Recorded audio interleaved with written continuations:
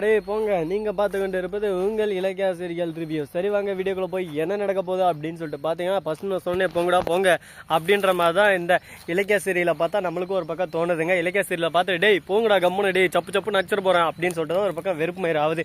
ஏன்னு சொல்லிட்டு பார்த்தீங்கன்னா, அந்த டாக்டர் இருந்தேன்னு அஞ்சல் இதுன்னு பேராசை கிளப்பி விட்டுறா, டாக்டர் உங்களுக்கு அவ்வளோ வரும் டாக்டர் இவ்வளோ வரும் அப்படின்னு சொல்லிட்டு சொல்ல. அது மட்டும் இல்லாமல் இன்னொரு டாக்டருக்கு ஃபோன் பண்ணி அந்த டாக்டர் ரெஃபர் பண்ண ஆரம்பிச்சிடாங்க. ப்ளீஸ் டாக்டர் நீங்கள் இதை சொன்னீங்களன்னா எனக்கும் ஆபத்து இருக்குது அப்படின்னு சொல்லிட்டு உடனே அவங்க 2 பேர் க்ளோஸ் பண்ணுறதுனால சரி ஓகே உனக்காக நான் இதை பண்ணுறேன், போயிட்டு வெளியே நான் எல்லாம் உண்மையாக சொல்லிடுறேன், இந்த இலக்கியா தான் மயக்க மருந்து கொடுத்து குழந்தை எப்படின்னா கழிச்சிருங்க அப்படின்னு சொல்லிட்டு சொன்னான்னு சொல்லிடுங்க டாக்டர் அப்படின்னு சொல்லிட்டு கேட்குறாங்க. அப்படி கேட்ட மாதிரி சரி ஓகே ஆனால் இது ரொம்ப இல்லீகல், சரி நீங்கள் சொன்னதை நான் சொல்லிடுறேன் அப்படின்னு சொல்லிட்டு வெளியே போகிறாங்க. வெளியே போய் நம்ம இலக்கியா ரொம்பவே ஆவலோடு காத்துன்னு இருக்காங்க, விழி மீது விழி வைத்து காத்துன்னு இருக்காங்க. எப்படியாவது அஞ்சல் வயிற்றுல குழந்தை இல்லைன்ற உண்மை தெரியும் அப்படின்னு சொல்லிட்டு கார்த்தியை நான் மன்னிச்சிருங்க, நான் இதுக்கு சப்போர்ட் பண்ணிக்கூடாது, ஆனால் நான் பண்ணது என் தப்பு தான்.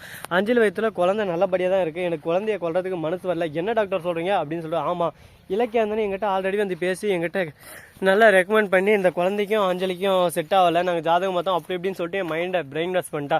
அதை நம்பி நானும் அவளுக்கு மயக்க மருந்து கொடுத்தோம்னா இப்போ அந்த குழந்தைய அழிக்க சொன்னான். நான் வேறு வழி இல்லாமல் போனேன், ஆனால் என் மனசு தாங்கலை, நானும் ஒரு குழந்தைக்கு அம்மா தானே, அதனால தான் உங்ககிட்ட வந்து உண்மையாக சொல்கிறேன். அவள் சொன்ன மாதிரி நான் குழந்தைய அழிச்சிருந்தேன்னா அந்த பாவம் என்னை சும்மா விடாது, அதனால தான் நான் அந்த குழந்தைய என்னமே பண்ணல அப்படின்னு சொல்லிட்டு சொல்கிறாங்க. என்ன நீ என்ன இதெல்லாம் அப்படின்னு சொல்லிட்டு கேட்க, டாக்டர் என்ன பேசுகிறீங்க அப்படின்னு சொல்லிட்டு.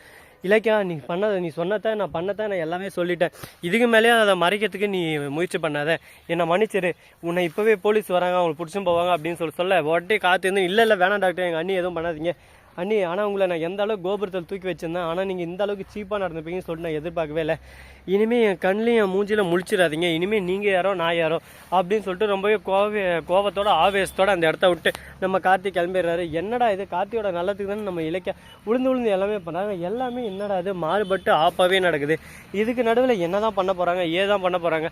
வாழ்க்கையில் பிரச்சனை வரும் ஒருத்தருக்கு, ஆனால் பிரச்சனையே வாழ்க்கையாக இருக்குமோ அந்த அஞ்சலியை பற்றி நிரூபிக்கலாம்னு சொல்லிட்டு ஏதான ஒரு ஆதாரம் கிடைக்கும் எவிடன்ஸ் கிடைக்குன்னு சொல்லிட்டு இவங்களும் ரொம்பவே ஆவலாக எல்லாத்தையும் திரட்டின்னு இருக்காங்க.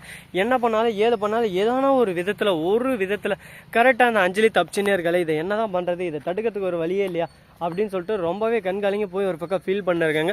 ஃபீல் பண்ணாத எல்லாத்துக்கும் ஒரு நேரம் ஒரு காலம்னு ஒன்று இருக்குது, அந்த நேரம் காலம்படி எல்லாமே சிறப்பாகவே நடக்கும் அப்படின்னு சொல்லிட்டு நானும் ஒரு பக்கம் நினைக்கிறேன். நீங்கள் என்ன நினைக்கிறீங்கன்றத மறக்காம கமெண்ட் செக்ஷன் சொல்லிவிட்டு போங்க. சரி இப்படியெல்லாம் ஒரு பக்கம் போயின்னு இருந்தாலும் மறுபக்கம் என்ன நடக்குதுன்னு சொல்லிட்டு பார்த்தீங்கன்னா, கரெக்டாக அந்த எஸ்எஸ்கே இருக்காங்களா அவன் வந்து கார்த்திக் ஃபோன் பண்ணி என்னப்பா கார்த்தி நான் ஏதோ ஒன்னனை கடத்தி வச்சேன்னு உன்னை கடத்தி வச்சேன்னு சொத்தெல்லாம் நான் பொறிக்கிட்டு தான் நினச்சிருந்தேன், இப்போ தெரியுதா எதுக்காக இதெல்லாம் பண்ண உன் நல்லதுக்காக தான், என் மக சந்தோஷமாக இருக்குன்னு சொன்னான்.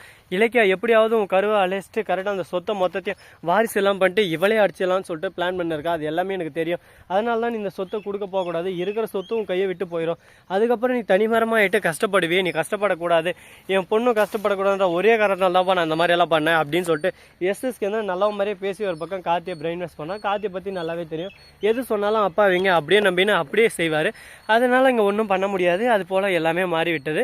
ஸோ நண்பர்களே இந்த வீடியோ பிடிச்சிருந்தா லைக் பண்ணுங்கள், கமெண்ட் பண்ணுங்கள், ஷேர் பண்ணுங்கள், டிண்டிங் மேலே தட்டி விட்டு போங்க, அப்போ தான் நான் போகிற அடுத்தடுத்த வீடியோ உடனுக்குடன் நோட்டிஃபிகேஷனில் வந்து கொண்டே இருக்கும். மிக்க நன்றி, தேங்க்ஸ் ஃபார் வாட்சிங், டாடா, see you, நன்றி, வணக்கம், வந்தனம், வருக தருக.